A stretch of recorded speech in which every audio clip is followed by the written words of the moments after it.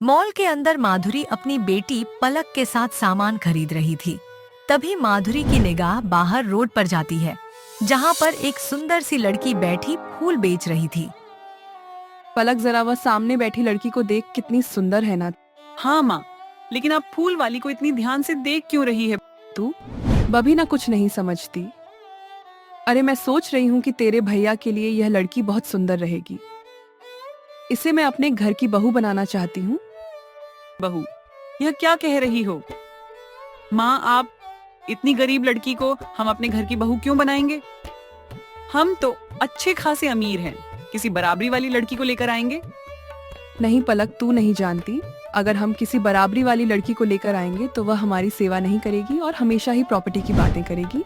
लेकिन हम गरीब लड़की को लेकर आएंगे तो हमारी खूब सेवा करेगी। उसे हमारी प्रॉपर्टी का लालच भी नहीं होगा।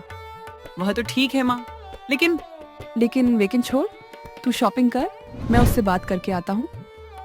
माधुरी मॉल से बाहर निकलकर उस लड़की के पास जाती है और कहती है, बेटा तुम बहुत सुंदर हो। मेरा मतलब है तुम्हारे फूल बहुत सुंदर है। ऐसा करो कि सारे के सारे फूल पैक कर दो और यह रहे फूलों के पैसे। नंदिनी यह सुनकर चौंक जाती है और कहती है, माँ जी, आपने तो मुझे बहुत सारे पैसे दे दिए। आज सुबह से मेरा एक भी फूल नहीं बिका था। आपको मैं बता नहीं सकती कि मैं कितनी खुश हूँ। वह तो ठीक है बेटा, लेकिन मैं तो तुझे इससे भी ज्यादा खुश करना चाहती हूँ अपनी बहू बनाकर। क्या कहा माँ जी? बहू? मेरा मतलब है कि लगता है आप कुछ और बोल रही हैं और मैंने कुछ और सुन लिया है माँ जी। नहीं बेटा, तूने कुछ भी गलत नहीं सुना है। मैं तुझे ही अपने घर की बहू बनाना चाहती हूँ। पता तू तैयार है? ये मैं कैसे बता सकती हूँ? आप मेरी माँ से बात कर लीजिए। अरे तो देर किस बात की है, मुझे अपने घर ले चल। अब माधुरी नंदिनी के घर जाती है और उसकी माँ से अपने बेटे आनंद और नंदिनी की शादी की बात करती है। उसकी माँ भी इतने अच्छे घर का रिश्ता देखकर तुरंत ही मान जाती है। 1 महीने के अंदर अंदर दोनों की शादी हो जाती है और नंदिनी आनंद की दुल्हन बनकर उनके घर आ जाती है। जब वो अपने ससुराल आई तो ससुराल के सभी लोग उसके लिए फूल लेकर उसका स्वागत करने के लिए खड़े थे। नंदिनी बहुत खुश होती है और कहती है, बाप रे, मेरा ससुराल इतना अमीर है। मैंने तो सोचा भी नहीं था कि इतने बड़े घर में मेरी शादी हुई है और मेरा इतना अच्छा वेलकम मुझे बहुत अच्छा लग रहा है।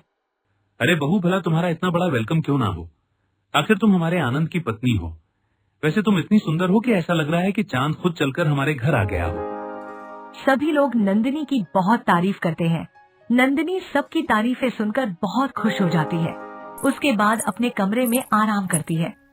अगले दिन नंदिनी की पहली रसोई थी।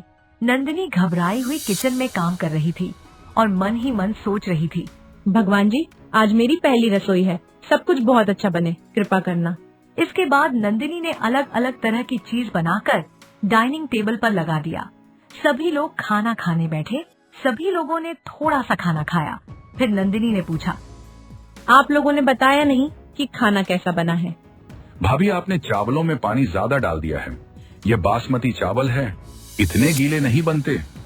और भाभी, आपने यह शाही पनीर तो बहुत ज्यादा मीठी कर दी, बिल्कुल भी अच्छी नहीं बनाई। बहू, दाल में तूने नमक ज्यादा डाल दिया है और ये पूरियां भी अच्छी तरह सेकी हुई नहीं है। और नंदिनी, यह मीठा भी तुमने अच्छी तरह नहीं बनाया, इसमें खोया भी कम और शक्कर भी कम है। सभी लोगों से अपनी इतनी बुराई सुनकर नंदिनी की आंखों में आंसू आ जाते हैं और वह रोने लगती है और कहती है, आप लोग मुझे माफ कर दीजिए, मैं इतने बड़े घर की बहू बनने के लायक ही नहीं हूँ। मैंने आप लोगों को नहीं बताया, लेकिन मुझे बहुत अच्छी तरह खाना बनाना नहीं आता है। गरीबी की वजह से हमारे घर में कुछ अच्छा बनता ही नहीं था, इसलिए सीख नहीं पाई, इसलिए आज मुझसे अच्छा खाना नहीं बन पाया। सभी लोगों को नंदिनी पर दया जाती है। तभी उसकी सास कहती है, नंदिनी बेटा, तूने इतना भी बुरा खाना नहीं बनाया है जितना तू सोच रही है। और वैसे भी गलती तेरी नहीं है, हमारी ही है। हमें तेरी पहली रसोई के खाने में इतनी कमियां नहीं निकालनी चाहिए थी बहू। दरअसल नंदिनी बेटा, बात ऐसी है कि मैं और तेरी सास दोनों ही एक बड़े से होटल में सैफ थे। फिर हम दोनों ने शादी कर ली। हम दोनों शुरू से अच्छा खाना बनाते हैं। बच्चों ने भी हमें देख देख कर अच्छा खाना बनाने में महारत हासिल कर ली, इसलिए सबको खाना बनाना आता है और सभी को पता है कि खाने में क्या गलती हो गई। बस इसलिए हम सबने तेरे खाने में गलती निकाल दी। भाभी, अब आप चुप हो जाएंगे। मुझे आपको गाना गाकर मनाना पड़ेगा। अरे भाभी, अब तो आप चुप ही हो जाइए, वरना भैया गाना गाने लगेंगे। भैया के गाना सुनने से तो अच्छा है कि अब हम यह सारा खाना ही खा लें। पलक की बात सुनकर सभी हंसने लगे और साथ में नंदिनी को भी हंसी आ गई। उसके बाद नंदिनी की सास बोली, क्या हुआ? अगर तुझे अच्छा खाना बनाना नहीं आता, हम सब तो है ना तेरे साथ। हम सब तुझे एक एक करके अच्छा खाना बनाकर खिलाएंगे। तू खाना भी खाते जाना और हमें खाना बनाते देखकर सीखते भी जाना। हाँ नंदिनी, माँ बिल्कुल सही कह रही है। इस तरह तुम स्वादिष्ट खाना भी खाओगी और सीख सीख कर परफेक्ट भी हो जाओगी। उसके बाद हमें बनाकर खिलाना। मुझे बहुत खुशी है कि मेरे सारे ससुराल वाले सेफ हैं। मैं तो आप लोगों के सामने खाना बनाने के मामले में अनाड़ी हूँ, लेकिन हाँ, जल्दी ही आप लोगों को देख देख कर और आपके बीच में रहकर परफेक्ट हो जाऊंगी। अच्छा भाभी, बताओ कि कल मैं आपको क्या बनाकर खिलाऊं? क्या पसंद है आपको? मुझे बिरयानी और रसमलाई बहुत पसंद है देवर जी। तो देर किस बात की है भाभी, कल मैं आपको बिरयानी बनाकर खिलाऊंगा और पलक आपको रसमलाई बनाकर खिलाएगी। अगले दिन नंदिनी का देवर बिरयानी बनाता है और पलक रसमलाई बनाती है। बिरयानी और रसमलाई की खुशबू बहुत अच्छी आ रही थी। यह देखकर नंदिनी कहती है, आपकी बिरयानी तो मैं बिना खाए बता सकती हूँ मैं कि आप बहुत ही स्वादिष्ट बिरयानी बनाते हैं, और इसमें से तो इतनी अच्छी खुशबू आ रही है कि मुझसे रहा ही नहीं जा रहा। आप लोग सच में बहुत अच्छा खाना बनाते हो।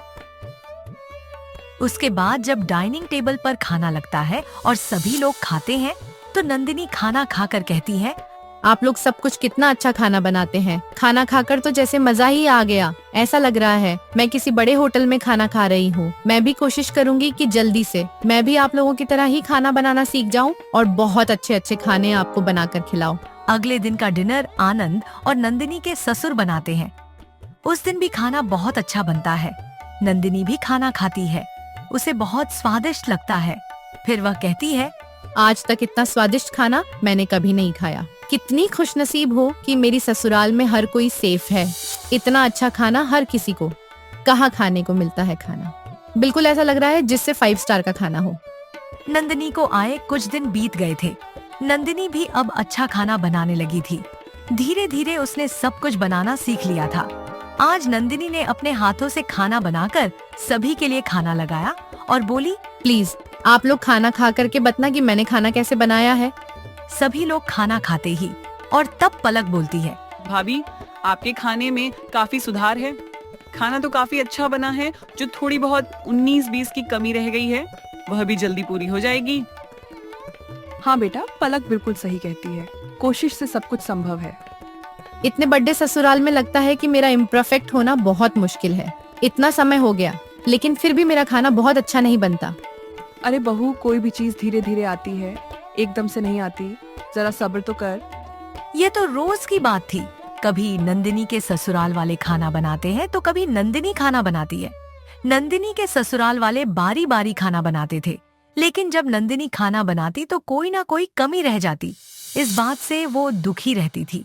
एक दिन की बात है, अपने पति का पसंदीदा बिरयानी और चिकन कोरमा रोटी के साथ बनाती है, लेकिन उसके खाने में कुछ कमी रह जाती है। तभी आनंद कहता है, हद होती है किसी बात की। नंदिनी, इतना समय हो गया तुम्हें सभी लोगों ने बारी बारी करके इतने अच्छे से खाना बनाना सिखाया, लेकिन तुम हो कि तुम्हारे हाथ से कुछ ना कुछ कमी खाना बनाने में नहीं जा रही है। आखिर कितना और टाइम चाहिए तुम्हें खाना बनाना सीखने के लिए? I am so sorry. अब नंदिनी वहाँ से उठती है और रोते हुए अपने कमरे में चली जाती है। तब माधुरी अपने बेटे को डांटते हुए कहती है, तेरी हिम्मत कैसे हुई मेरी बहू को उल्टा सीधा कहने की? अरे तुम लोगों ने होटल मैनेजमेंट का कोर्स किया है। वह कोर्स 1 महीने का तो था नहीं। तुम्हें बहुत समय लगा था ना, तो उससे इतनी जल्दी अच्छा खाना कैसे बन जाएगा? उसे भी समय लगेगा। आनंद, तुझे उसे इस तरह से बात बिल्कुल नहीं करनी चाहिए थी। अब जाओ और जाकर उसे मना। वैसे ही हमारी अमीरी की वजह से और खुद की गरीबी की वजह से शर्मिंदा रहती है। ऊपर से तूने आज और उसका दिल दुखा दिया। हाँ भैया, माँ बिल्कुल सही कहती है। आपको भाभी से माफी मांगनी चाहिए। अब आनंद को अपनी गलती का एहसास होता है और वह नंदिनी को मना लेता है और उससे माफी भी मांग लेता है। मुझे माफ करना। नंदिनी, गलती मेरी ही थी। मुझे ही समझना चाहिए कि किसी भी काम में वक्त लगता है। बिना सोचे समझे मैंने तुम्हें डांट दिया। अगली बार से ऐसा कभी नहीं होगा। अभी कुछ दिन बीते थे कि घर पर चाचा चाची आ जाते हैं। सभी लोग नई बहू को चाचा चाची से मिलवाते हैं। तब चाची कहती हैं, लेकिन मुझे उसके हाथ का खाना खाना है। मैं जानना चाहती हूँ कि बहू को कुछ खाना वाना बनाना आता है या नहीं। और हाँ, नॉनवेज की कुछ अच्छे से डिश बनाना। नंदिनी बहुत परेशान हो जाती है क्योंकि उसे नॉनवेज बनाना नहीं आता और किचन में जाती है और परेशान होते हुए काम करने लग जाती है। तभी उसकी सांस आती है और कहती है, नंदिनी, तुझे परेशान होने की कोई जरूरत नहीं है। हम सभी बहाने से अंदर आते जाएंगे और तुझे बताते जाएंगे कि बनाना कैसे है। बस तू बनाती जा। अब बारी बारी से सभी लोग अंदर आते हैं और नंदिनी को खाना बनाने के बारे में बताते जाते हैं। नंदिनी खाना बना लेती है और लगा देती है। नॉनवेज बहुत अच्छा बना था। चाचा चाची खाना खाकर बहुत खुश हो जाते हैं। बहू, तूने तो बहुत अच्छा खाना बनाया है, हमारी उम्मीद से भी ज्यादा अच्छा। आनंद, तू बड़ा ही खुशनसीब है जो तुझे इतनी अच्छी बीवी मिली। चाचा चाची नंदिनी को 1000 रुपये इनाम देते हैं और वह खुशी खुशी लौट जाते हैं। अब नंदिनी भी धीरे धीरे परफेक्ट खाना बनाना सीख जाती है और वह भी अपने ससुराल वालों की तरह बन जाती है।